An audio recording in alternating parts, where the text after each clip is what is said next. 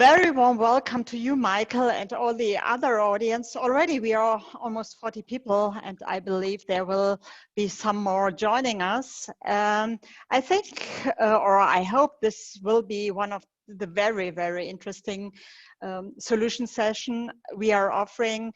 We are right now, or we are talking to Michael Kruppe, or Michael will start with his presentation on what's happening in China. Since he is really insider, he's CEO of SNIEC, the Shanghai New International Exhibition Center, which has organized, I don't know how many shows after the outbreak of Corona, but what 83. I've learned, 23. And 83. 83. Okay, sorry. You know, we have less than 23 all over Europe, so it makes us green like envy looking. And well, you have probably something around 2 to 3 million visitors already. And well, there are interesting things happening in Shanghai, and well, I would just say the stage is yours, and well, share all your knowledge with us. We just spoke about that it might take a little longer than 1 hour, and if there are questions occurring from others in this round, please use the chat function or raise the hand so that we can bring you on stage and you can ask your questions by yourself. Yeah, and well, Michael, stage is yours, as mentioned. Yeah, Uta, thank you very much. Good evening, good afternoon, good morning, probably not, to our people joining us here. My pleasure to be invited. Thank you, Uta, again, and I'm happy to share experience, and I think that's all what matters and what counts, because what I'm telling you in the next couple of minutes or even longer is, yeah, not a trend or is not a plan, is what we have done here during the pandemic and which proved to work out successfully. That's my first part, and then in the second part I try to reflect a little bit on the on-offline hybrid discussion, which I also understood, Uta, is one of your interests, how we see it here in China and how we handle that.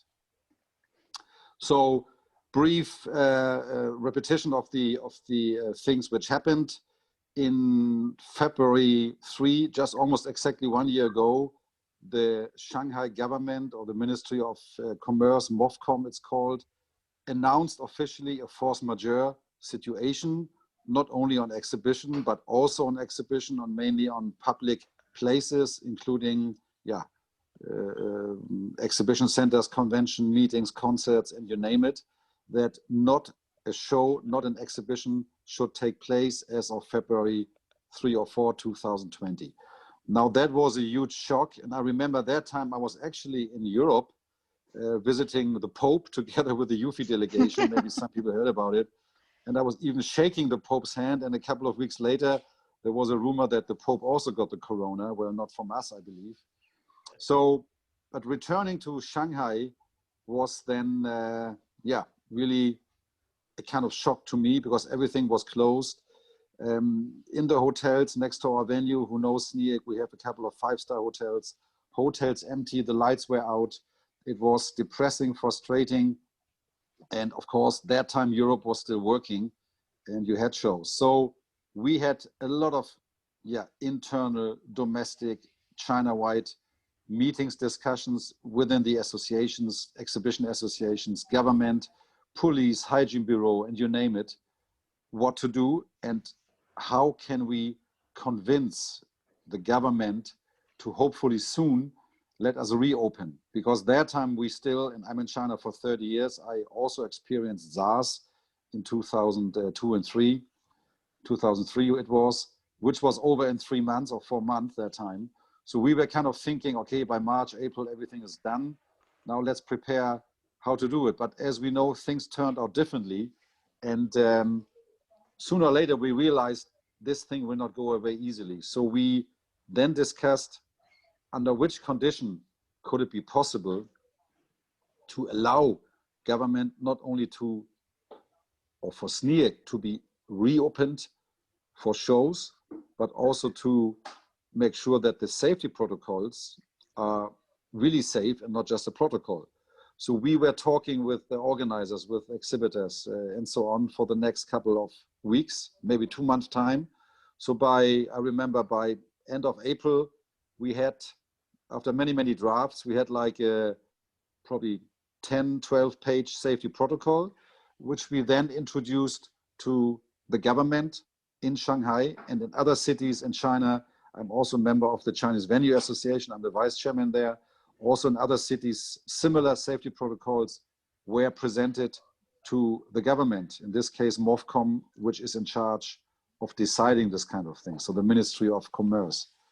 And then what happened after the draft was approved by all our members and we presented it, we got the information that it looks good. And I think that was April 8, if I'm not mistaken, that next morning it should be presented even to the State Council in Beijing, so the central government. And then overnight, the next morning came the nightmare, the shocking news again, that Beijing overruled any drafts for application of reopening because of safety protocols, would not be allowed at all. Another kind of force majeure was lifted. Was not lifted, was basically announced for an uncertain time to come. That was just the night before we planned to do it. So I'm jumping a little bit. So the next couple of days, weeks, you can imagine what happened. New lobbying with the government and so on. So after another 1 month, I think it was May 9, we finally got the green light that under certain conditions we would be allowed to run shows again.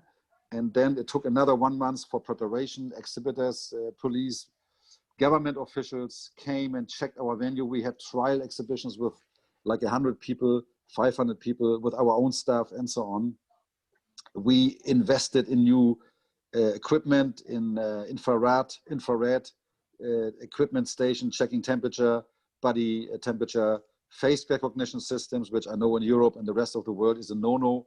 China is using face recognition already for a long time for other purposes, let's say. But in this case, for exhibition, it was a perfect tool to control if people are really the ones they claim they are.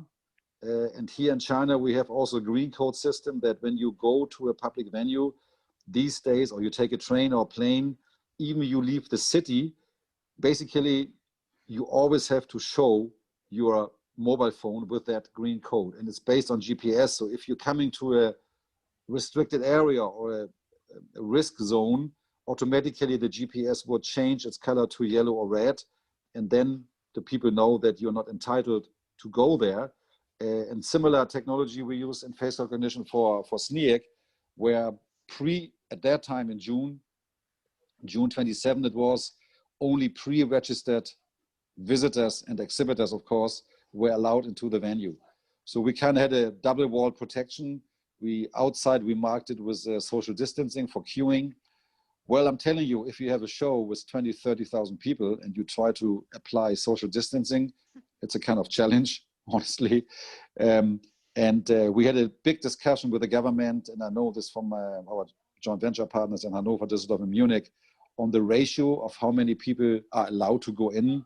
Lots of discussion, 30%, 20%, 50%, and so on. Finally, today we have a kind of 50% capacity per hall, not per exhibition. And that's another interesting topic, just per hall. And Semicon, as I just mentioned, was the first show. And then we had, surprisingly, I think it was 25,000 visitors, which for the first time went through this safety protocol system with social distancing, screened by infrared, metal detector, wash your hands, go to the next face recognition station, and then finally be allowed to enter the show, the halls or the outside area, and under clear condition that everybody have to wear a face mask. And I want to point this out a little bit stronger. In these 6 months or 7 months after June 27 until December, and we even had shows around Christmas time. We even had one show 1 week before Christmas time, the big CPHI from Informa, which you normally would be a no-no. Nobody would make any exhibition on or even before Christmas. They did. and there were even 200,000 or 180,000 visitors. So the point here is that with a face mask from, I would think, 3.5 million visitors, 99% were wearing a face mask, and the 1% who did not were kindly reminded by our safety staff, sometimes including myself. I come to this in a moment. And I'm telling you, all of them immediately put the mask on. I myself run into 2 or 3 foreigners, which were that time last year, of course, not so many because most people could not travel. And 2 or 3 guys not wearing a face mask after I kindly asked them to wear.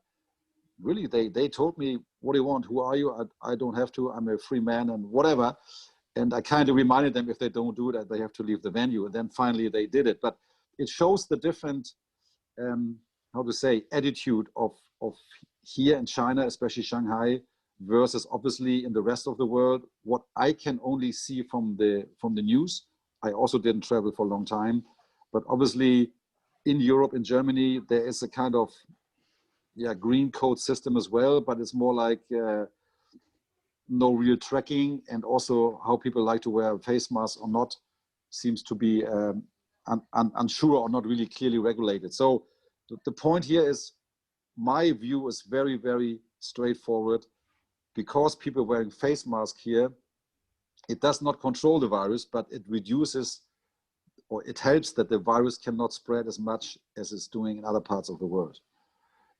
Unfortunately, for the last 2 weeks, we have also increasing numbers here in China, and since 1 week also in Shanghai. I mean, we have 12 cases, which is probably ridiculous compared to the numbers in Germany. You may have heard about the city called Shijiazhuang, which is about 3 hours south of Beijing, so 300 kilometers. 9 million people were tested in 10 days on corona, because I think 20 or 25 people got infected. The same happened to Qingdao, which is probably a famous known city in northeast of China. Another 10 million people were tested, I think about a month ago, when again, 15, 20 cases happened through some imported travelers from, I think, Russia at that time. Anyway, my point here is also that government is playing a major role in not only discussing actions, they just do it. So I don't want to get too political here on why that's possible in China, not in Germany or other parts of the world. That's not my purpose, but I'm seeing here, and again, I'm here for 30 years, I'm seeing the results of an effective fight against the corona here in China, that it's, except the cases we have now, is working very, very good. And most of the population, including us foreigners here who live here for a long time, we trust, we believe in the local government. Of course, we do lobbying work. We do a lot of support, explaining how that works, what's an exhibition, what's the difference between an exhibition and a meeting, and so on and so on. And I think until here, I would say that's roughly part 1 of my story, to explain and share with you what we have done. It worked properly. We had 83 shows with 3.5 million visitors, which was roughly half of our last year's budget. Just talk about the number of shows and the visitors. And one reason for that is that all the shows which were canceled in the first half, some of them we managed to squeeze into empty time slots, which were not a lot because we're already a busy venue. But the society here, the organizers are really like a big family. Of course, they're all competitors, but we managed that. We talked to other organizers and said, come on guys, can you move that show maybe 1 day more, 1 day less? Do you really need 10 halls? Do you maybe only, because we have corona, maybe you just need 7 halls, and then the 3 halls which turned free then we gave to another organizer, and so on and so on. So that's the reason why we had still a couple of high number of shows, 83, which I think was a great job. And all of us here, the association, government, and of course my team did a great job, and not even 1 case of corona. So that's, I think, let me, Uta, make a short break here. That's part 1 of my story. Maybe there are some questions in between or some comments. Well, one question I do have, if you're running so many shows in such a short time, how did you involve service providers? Were they able to build up stands the way they did it before? Did they have to be pre-manufactured? Did you limit the number of provider able to work in one hall? How do you manage this situation? No, service providers, actually good point, were not limited in terms of numbers. The only limitation or the only condition was that, of course, service providers have to go through the same safety checks, safety protocols as visitors, exhibitors are doing. So usually in China here, we have very short build up and build down or dismantle time. Standard show days are, I would say, 3, sometimes 4, and building construction time is usually not more than 2, sometimes 3 days. Of course, we have big shows like Bauma from Munich. Of course, that takes longer time, but in average, we have like 5.5 days of show time in building. And because the number per each show was in average or on average roughly 20% less than 2019, so where the construction material, the number of trucks, the garbage was also reduced likewise by around 20%, 25% maybe. So we did not really have to limit the number of supply providers or service providers. The ratio was almost the same like the square meters sold. Okay, other question I just got, are shows running right now in Shanghai or in China in general?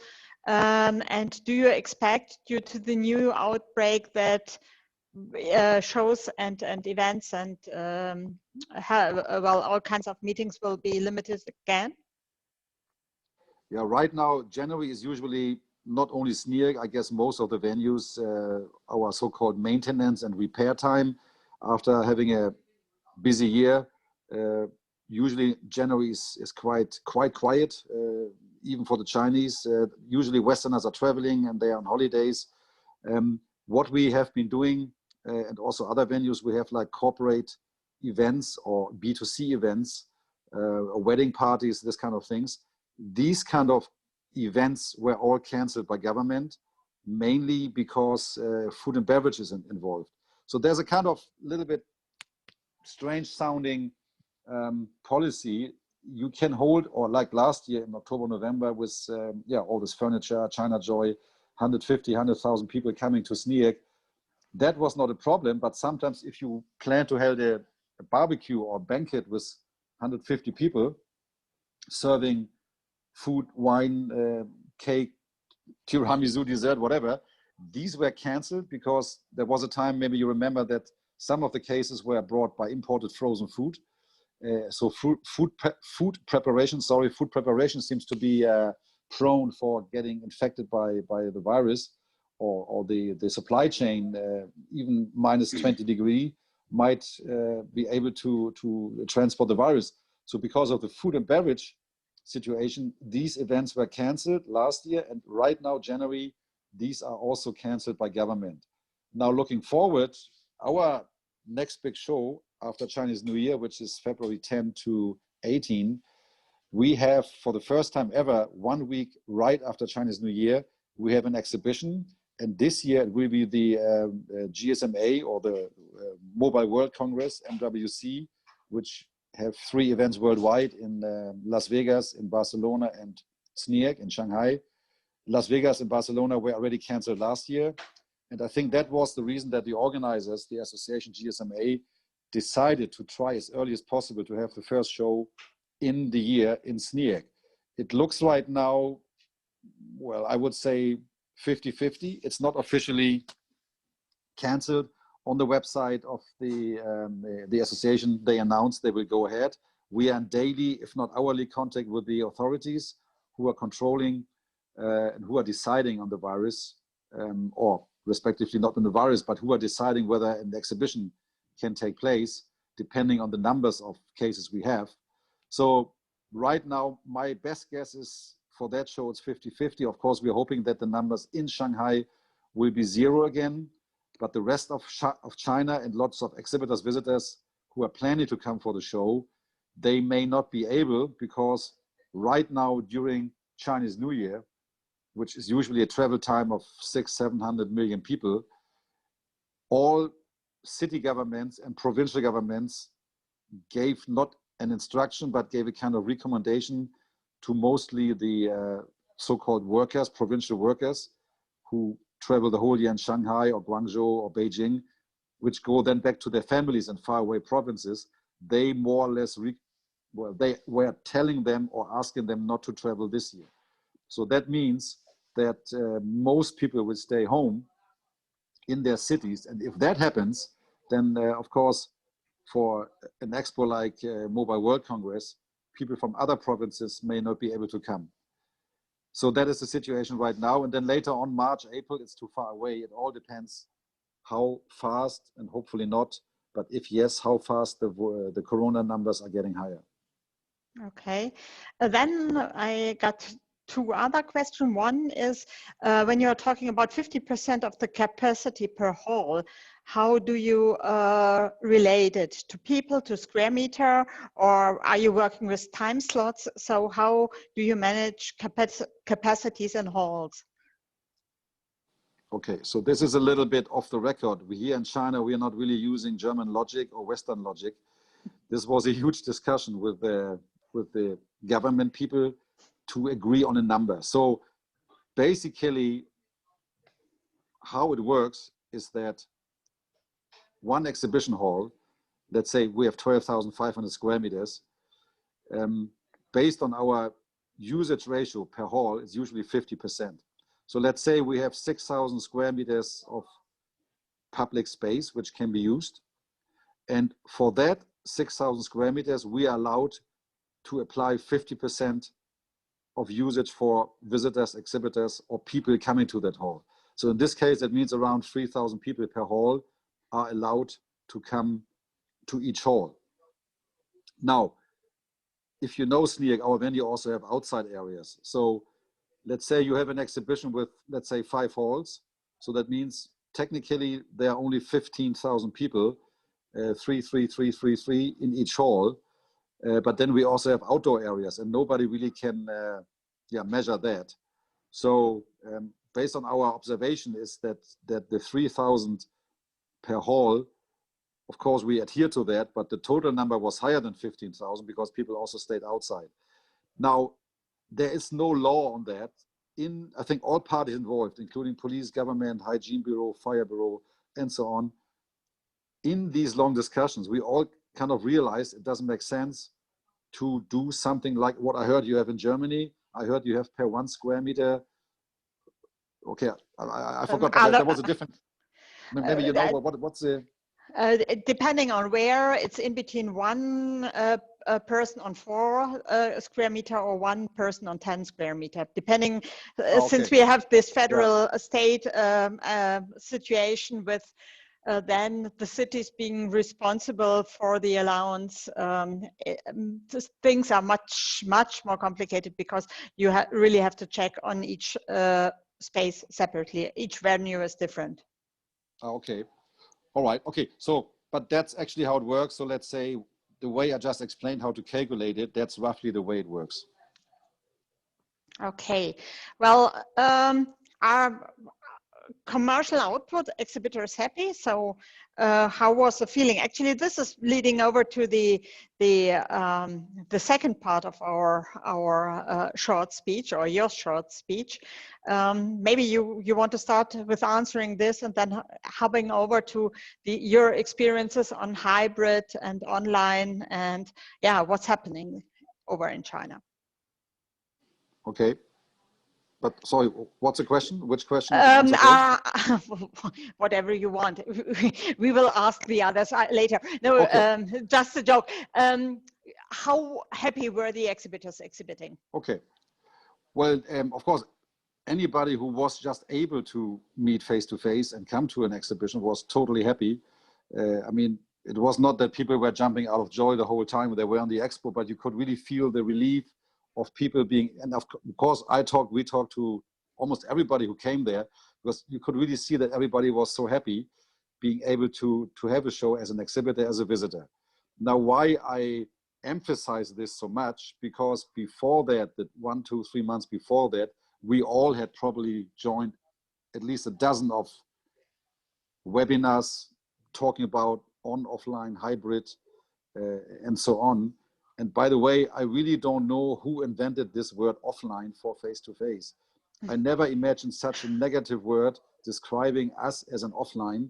I don't agree on that at all, but unfortunately people use that word already. So I keep sticking to that, but offline, I don't like it. But okay, that's a different story. But after people saw that it's possible to come back face-to-face, we started June 27 with Semicon was the first show, and then I forgot which one was the next, but you could really feel, and before that some organizers were talking about they were adding online or hybrid or whatever tools to their show. You could feel that people forgot to talk about it. This was within weeks, I would say, not in the focus anymore. And I've been definitely talking to all the big top 10 organizers, to the COs, to the managers, whatever. And they kind of, at least here in China, I don't want to say they forgot about it, but it suddenly was not in the focus anymore because it was possible to do what we were doing and hopefully can do this year. So from the 83 shows, I would say, let's say maximum 10 shows had online or hybrid tools available. Some companies, and we know this because we were selling them the very big bandwidth. So they organized on the show, on the expo, their close selected internet room with a strong bandwidth. And this was, of course, to create some company-owned platforms. What exactly they did there, to be honest, I don't know. I did not join any of our own customers' webinars, but what I mentioned before, from these 8 or 10 exhibitions, after the show, I just talked to them. I don't say any names here, but I would say another 80% of these shows were not happy at all with the platform, with the online on-offline tool they had. Let me go one step back. In June last year, just maybe 3 weeks before the Semicon, and after we got the official approval from the State Council, Alibaba here announced a joint venture with the CCPIT, so the promotion council of the Chinese government, to start an online platform, which they basically mentioned is made for the exhibition industry to help exhibitions to go online or to have an online tool. Now, we have looked very carefully into this platform and also other platforms from some other shows which followed later. My analysis is that, number one, most people don't really know what they mean when they talk about on-offline. Many people, and there are many, many companies flying around here in the rest of the world as well, offering you the total solution for on-offline hybrid exhibition and so on. But what they're having is mostly, and again, mostly, I cannot say all, but it's mostly a simple sales platform for products, services, which companies or exhibitors on an exhibition want to offer. Give you some idea, this Alibaba CCPIT joint venture was mainly focusing on the car industry. I was invited even by the Shanghai mayor to the opening. They had all the CEOs from the car producers there, but it was basically a sales platform. And the same goes with daily articles for daily needs, for food and beverage, for you name it, all the consumer articles. But to me, these are sales platforms and not exhibition platforms, because we have in B2B, we have high-tech shows, we have environmental technology shows, we have F&B shows where new chocolate products are introduced. We have a vape show, you know, for the smoking. How you want to do this digitally? That's simply impossible. And technology, of course, you have then your breakout rooms, and you can dial into another webinar with 50 people talking about the new filter for the air conditions. I don't know what, but it's not talking about the sales of the product. It's not how much is this new filter. It's about how does this technology work. And my learning from this last, I mean, we all only have short experience, but my experience is that, again, most of these platforms, these on-offline platforms or tools, were not working in the way they were meant to be. That means to support a B2B show, but mainly as a tool to help the sales for products and services. And how can I say, to me, that's so far a kind of good news, because that means we as a face-to-face operator, venue organizer, we know and we see that what people talk about, especially non-experts who always tell you they have solutions, until today, I don't think anybody really have a solution which commercially is viable. Yeah, these are good news too. And actually, one word I would like to ban with offline is B2B, below the line as well, because what on our business is below the line. But this is a different story. Are there any questions concerning hybrid or online experiences? Because otherwise, we just got two other ones. One is that, well, when you have the face recognition in place at SNIEC, where people chase to do the testing procedure by this, so knowing that they will recognize, so that that people in general were more open to do rapid testing? Or do you see, didn't you see or recognize any changes in this behavior? No, I did not see any changes. The technology of face recognition is already existing in China for many years. It's nothing new because of Corona. Mm-hmm. It was not just used in exhibitions or public venues. It already has been used in airports, train stations for, let me say, 3-4 years, just to say number. I don't know exactly, but already that's nothing really new. So when people, for the first show and all the other shows, when people coming in, and it's mainly 98%, 99% Chinese and maybe only 1% foreigners, the Chinese have to go with their local ID anyway through this face recognition system, which most of them, because professional visitors are normally also travelers, were used to from airports or train stations before anyway. So the only difference was that that time the face recognition was tracing their pre-registration, was tracing their temperature. Yeah, that's actually also done. And was tracing their green code, so their health code, that they have not been in any risk areas. But the Chinese are very adaptable. They are high-tech affine. They're not afraid. They, how I say this politically correct, they don't worry about somebody is controlling them, because there's always somebody controlling you. So in the end, they just don't want to be disturbed by doing business. And if somebody knows your face, then so what? Then that's just the way it is. So the foreigners who are not until now can be recognized from the face recognition, but it's a quite kind of complicated procedure, because we don't have a local ID. We have passports usually. And so far, the system cannot read international passports. Don't ask me why. Maybe that's on purpose, because if you take a train or plane, then you have now to go to a separate counter where you're not digitally can go in, and then there you still have a counter, because the Chinese, they don't need a person at the counter. They just go through the gate, and the system opens or closes the gate. Whether that's on purpose or not, I really don't know, because with the lower numbers of foreigners, maybe it's on purpose. But we talk about the mass, and the mass is local Chinese consumers, visitors, exhibitors. And if this thing, the virus, goes on for the next 2-3 years, and who knows, then in general, not too many people from foreign countries will be able to come to China, which I would say is not a huge problem for us in general, not for exhibition, but in general. We are kind of independent market meanwhile. I mean, 20 years ago, different story. Nowadays, China's producing self-autark food, beverage, machinery, technology. I think for some chips, for the ZTE, for the telephone and this kind of things, they're not as advanced as the Americans probably. And I heard about this from an expert. Yeah, whatever these chips are, the problem is, and especially also in the car industry, where you like Tesla, you're producing, what's the word for the cars which drive without a driver? I forgot the word now.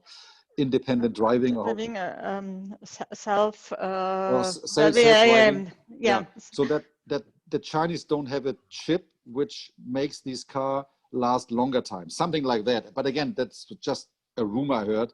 Maybe it's not true, but aviation, anything, industry, food and beverage, oil, technology, mobile communication, they have everything. And for us as an exhibition, if the 1 or 2% foreigners, which were before maybe 5%, if they don't come, so what? Then they will be compensated by local visitors, exhibitors for our industry. So I don't think, especially here in Shanghai, for us, for SNIEC, that will be a huge problem if the foreigners will not be able to come to China for the next 2 or 3 years. I think the other way around, it's much bigger problem because China is a huge market and a lot of Chinese are traveling to European and American trade shows to learn about products, production, services, and so on. And then I really have a real concrete question. What did you do with the width of the aisles? Did they get wider, or could you keep them the same way as they are? Were you taking space which was not rented and bring it into bigger aisles and separation areas? Same as before, no change. No change, okay. No change. That's a quick answer. Yes. And well, everybody is agreeing with you at this point that that we are all looking for face-to-face communication and getting back to face-to-face communication. Do you see actually any light at the end of the tunnel with international travel? Do you see that they are opening borders right now, or is it keep them out as long as needed? Well, if I would be Chinese government, I would do the same as they are doing now. They try, of course, to keep the bad foreigners, you know what I mean? Yeah, I'm sure. Or the countries who are not able to manage to contain the virus, they try to keep them outside. I mean, that totally makes sense. And again, how to say this politically correct, but with the bad experience from other countries spreading like 20,000 or 30,000 cases, of course, if I see how China is managing it, and you may argue, yeah, but the numbers are not officially or not correct. Maybe, but then we do not see, I mean, in China, everybody has a mobile camera, everything is digital, everything is available. The government could, if they want, not really control if a large number of people are sick or really dying. I cannot guarantee that. I don't have a proof for that, but China is a capitalistic country, of course, in a how say communist way controlled country, or as we say, a half-half. But the word of mouth here goes very fast, and I not even heard one rumor of anything which goes in the direction that the numbers are that high and that they are wrong. So I believe the borders will not open. I mean, you can travel to China, as you know, but the procedure is crazy. You need, meanwhile, 4 tests. The latest came 2 days ago. Plus, of course, the 2 weeks quarantine, which in Beijing is actually now 3 weeks. Yeah. So I don't see anything, but I said that the same last year. So with a mutation going on, who knows? I just say September to say something. And even then, I'm not sure. Yeah, well, I think everybody is looking for the second half of the year that we get vaccination and vaccine so far that we are really key to travel and people are more or less safe, but nobody knows about the mutations we are witnessing right now. Yeah. Okay, the audience does not have any further questions so far. It's their chance to ask, but I don't see anything. No risen hand. There's one, but who is there? No, all good. So, since it's rather late evening, I keep you away from your family, or we keep you away from your family. I would say thank you. Thanks, Michael, for sharing this experience. I'm sure that you're willing to answer questions if they are further occurring. So I just drop you an email and you can answer it this way. And at this point, many thanks. It was really helpful to learn about the eastern part of the world, because you were, well, China was the starting point. China managed it quite well so far. And if numbers are official or not, you would probably reckon now is million of deaths someplace. So even if there are 2,000, 3,000, 4,000 missing with the size of this country, what are these numbers? Yeah, I think we can learn quite a bit. And yeah, the problem of our culture of data protection and putting data protection over everything right now is a real malice, and we might have to think about this, but this is my own opinion, and well, everybody has to decide on what he or she wants to allow and what he or she doesn't. So thank you, Michael. Hope to see you. Well, IFES has suspended all meetings in the first half of the year, so maybe we will meet in Ahoy in Rotterdam when the next IFES General Convention will be. I hope Keep so. our fingers crossed. Yeah. Well, have a hug, have a beer, or virtually one, and hope to see you. Stay healthy, stay safe. Face to face. Face to face. And by the way, if you want to listen to a nice song for the face-to-face, listen to Shanghai's most famous rock band called Shanghai Voltage. They wrote a song called Face to Face. I know. Is it on YouTube? Not yet, but we are planning to post it soon. Just wait for the right timing.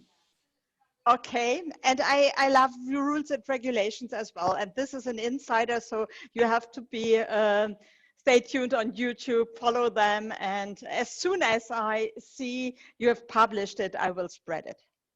Perfect. Uta, thanks a lot. Thanks to the audience. It was great fun, and see you next time.